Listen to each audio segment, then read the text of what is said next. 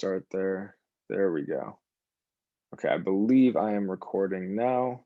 Yes, I am recording. Okay. All right, let's start again. Hello, everybody. My name is Luis Morales, health fitness specialist with Exos at Autodesk. And today's webinar is about nutrition and more specifically, fuel for immunity. So if you guys have any questions during this presentation, make sure to put them in the chat and we'll do kind of the whole live Q&A thing at the very end of the presentation. All right, so let's move on here. Okay, so this is kind of our table of contents, what we're going to be getting into today. Nutrition review, hydration and immunity, fuel to build immunity, and then last but not least, our best practices. So throughout this presentation, think about which principles you want to adapt and which will work best for you on the path towards the goals that you want to achieve. All right, so first section, our nutrition review. So Exos has broken this down into 5 main nutrition principles. We're going to go through them here one at a time. So make it about you.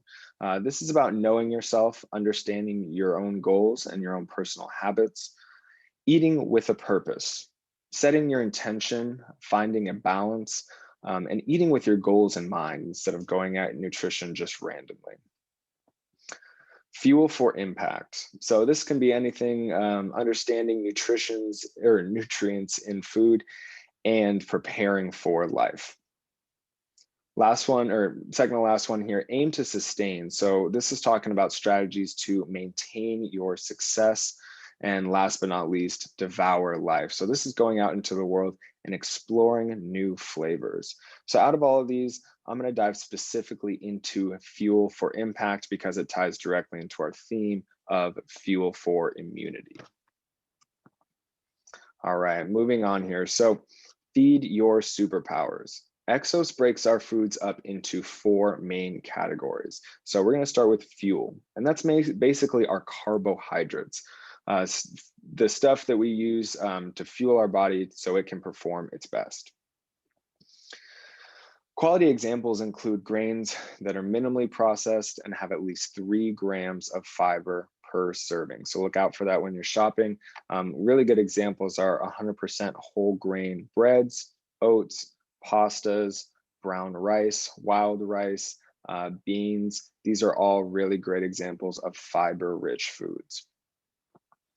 All right, moving on. So build, that is our next category, and that's basically proteins. And proteins assist our body in building and maintaining muscle with amino acids. Quality examples of protein sources are fish, poultry, lean beef, game meat, eggs, dairy, quinoa, soy products like tofu and edamame, and last but not least, lentils.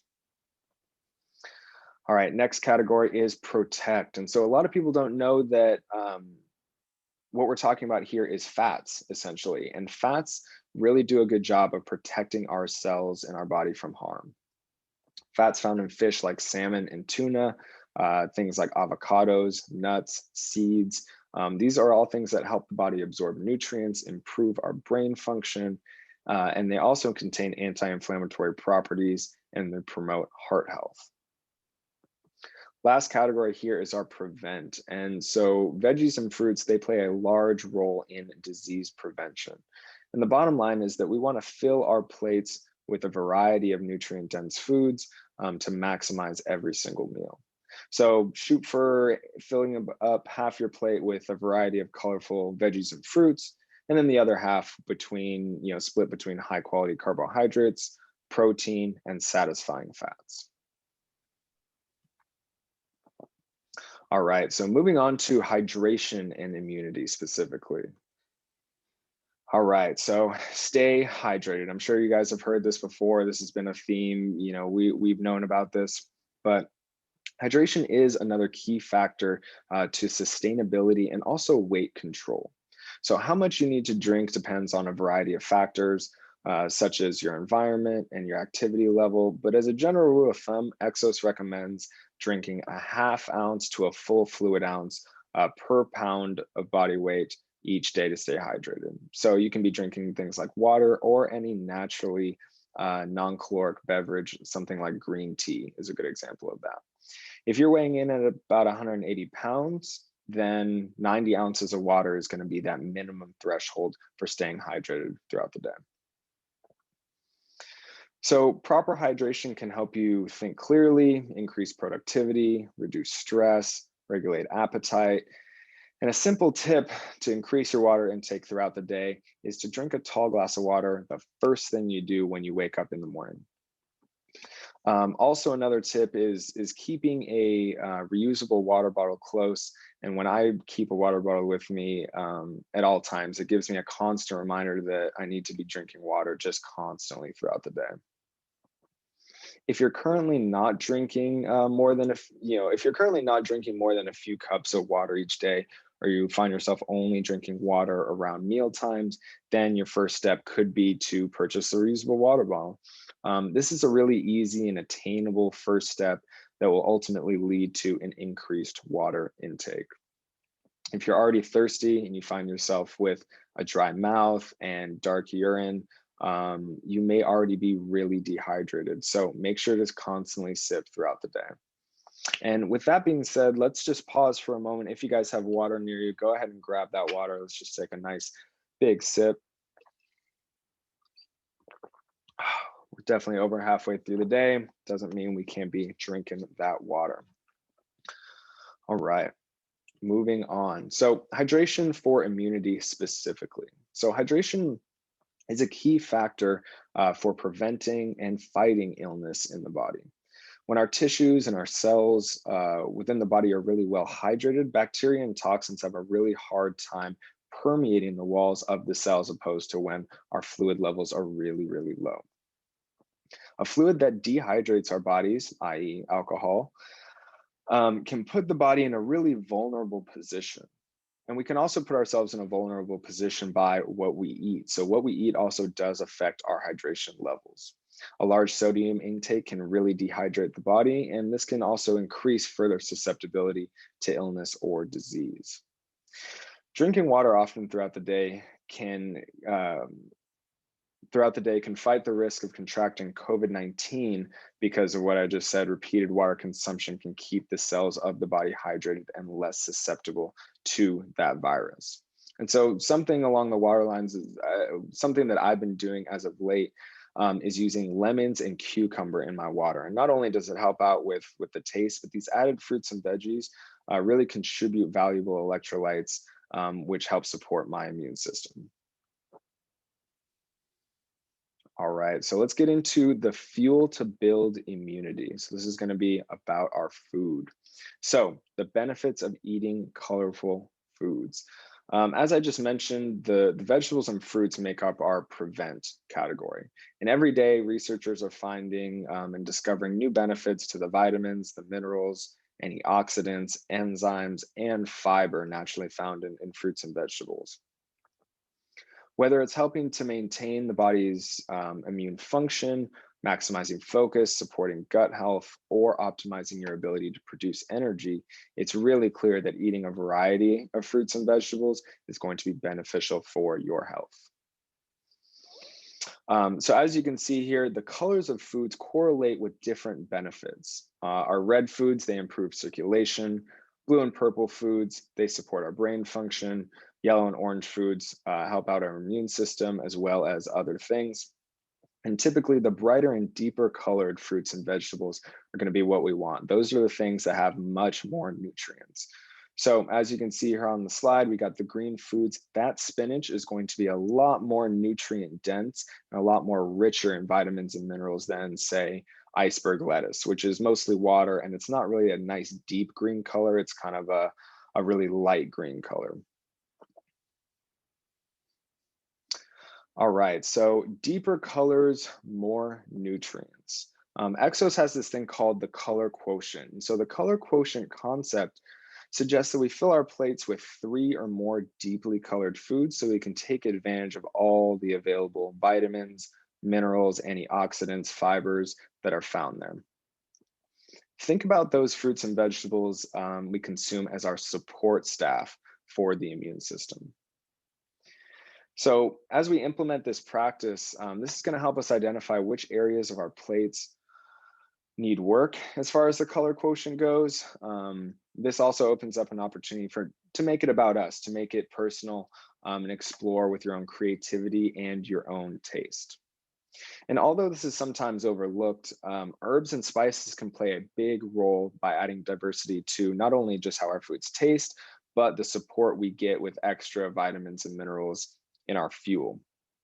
So definitely keep it up with the hot sauce, keep it up with the spices and all that good stuff that we use to kind of season our fuel.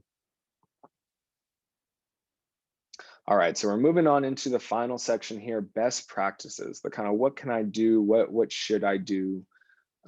So let's start with, yeah, what should I do?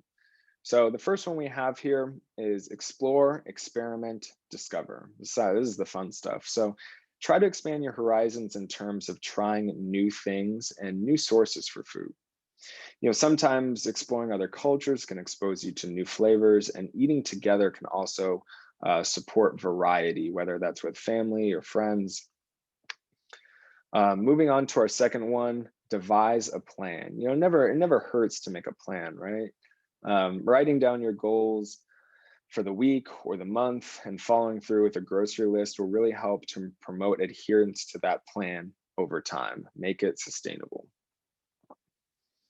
All right, third one here, remember the color quotient. So when you're at the grocery store picking out food, consider the food's contribution to that color quotient concept we talked about, as well as its nutritional value in protection and prevention. Last couple ones here, kind of no-brainers. Let's avoid foods that are processed and have high sodium content. I think I'll even add to that and say we also want to avoid undesirable fats. And then last but not least, purchasing a water bottle. It's going to help you reach your hydration goals. Having one around you at all times can really remind you also just to kind of continuously drink throughout each day.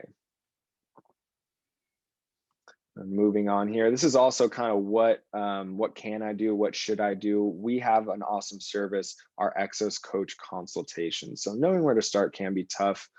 These free 30-minute consultations provide the opportunity for you to share a little bit about yourself and find out which services and coaching can help you reach your health goals. Consultations can be scheduled by visiting the Exos at Autodesk SharePoint site and clicking on the Start Here free consultation thing. You can't miss it. So my colleagues and I at Exos, we're available most working hours of the day to answer any questions or help in any way that we possibly can. Free consultation with an Exos coach is the first step in our process of upgrading lives. And these consultations can help you identify what might be missing or identify the path that will take you from where you are to where you want to be. And you can contact us at Club 111 team at autodesk.com. All right, guys, so final slide here. In conclusion, we hope you're staying safe, staying healthy out there. That is all I have for today's nutrition presentation. Thank you for your time. Let's go ahead and open it up to the live Q&A if there are any. Anyone questions? Let's see. Yeah, so Emily wants to know your thoughts on seltzer water.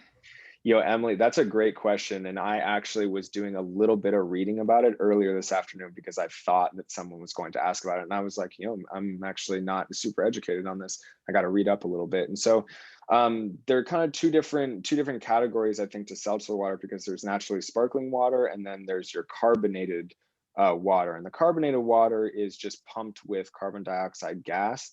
It's not, there's no evidence out there that it's much, it's not detrimental to your health, and it's not going to be very much different from your regular water. Everything I read is said you're just not going to get as much volume water because with the carbon dioxide gas in there, you're going to be swallowing it and then probably burping it up or absorbing it. So that was kind of the only real thing I found out there.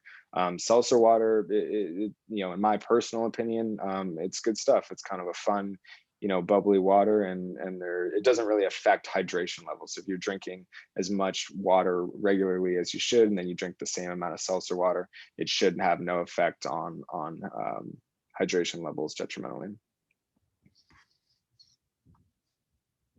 No problem, no problem. So yeah, see that, that's a question I had earlier myself, and I was like, man, I got to read up on that. Definitely a good question. Anybody else? Any questions about kind of food and immunity and stuff like that?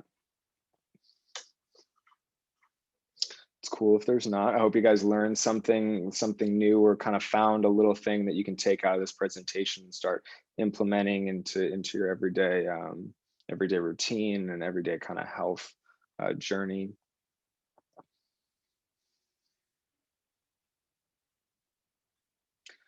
All right, guys. So, what about late night or evening snacks?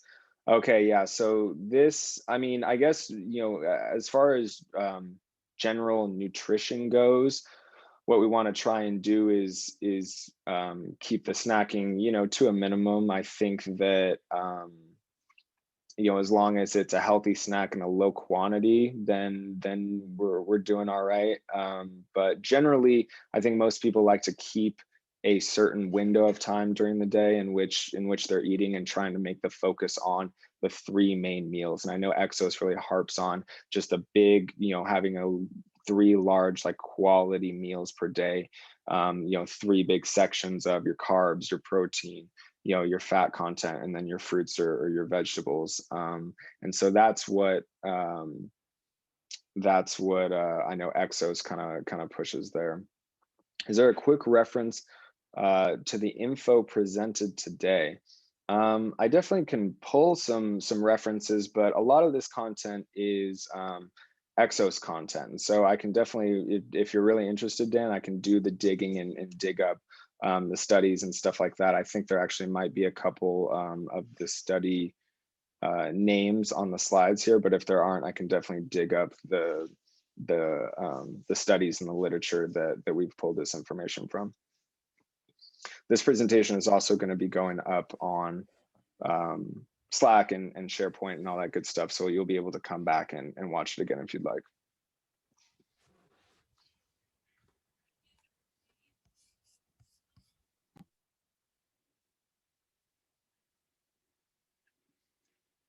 You are welcome. Yeah, I will get back to you on that, my friend. Definitely a lot of, nutrition is a very, broad topic. Lots of digging to be done. I will admit I'm not a nutrition expert, and I've learned a lot over the past year, and still am continuing to learn every single day, just reading about stuff that I'm curious about. So definitely recommend everyone do the same. I know, Dan, you've been doing a lot of cooking, a lot of baking as of late, so I'm excited to hear what you guys got going on. So yeah, any other questions, comments, anything? Still got some time here.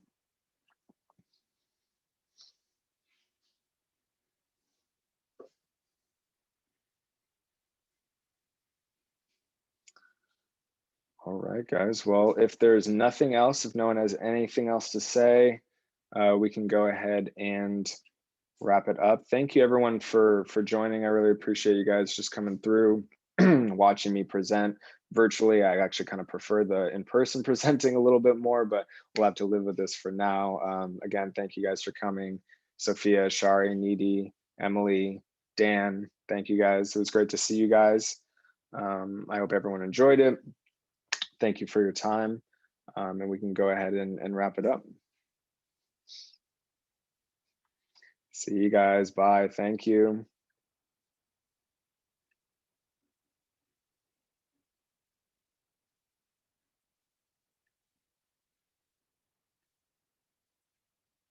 Okay, stop the share. Stop the share. I don't know if the recording stopped.